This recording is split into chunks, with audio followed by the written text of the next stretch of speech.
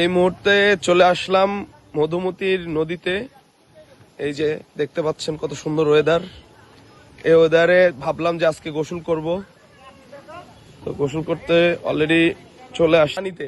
আজকে এক্সপেরিয়েন্স হচ্ছে এই যে দেখাও, ওখান থেকে উপরে উঠে আমরা হচ্ছে লাভ দেবো। তাই আজকে লাভ দেবে। ও মাই গড, আজকে লাভ দিচ্ছে সে।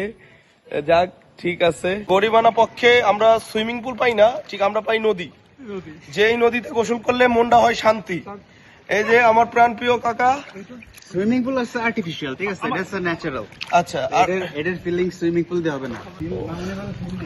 সেই রকম একটা ওয়েদারে গোসল করতে পারতেছি, খুব ভালো লাগতেছে।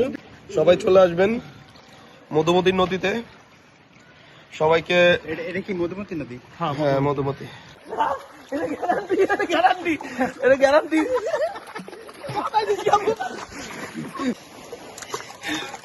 চোখের ভিতর না।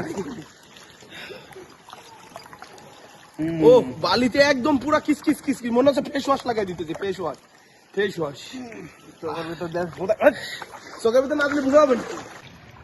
তো সবাই ভালো থাকবেন, সুস্থ থাকবেন। আল্লাহ হাফেজ।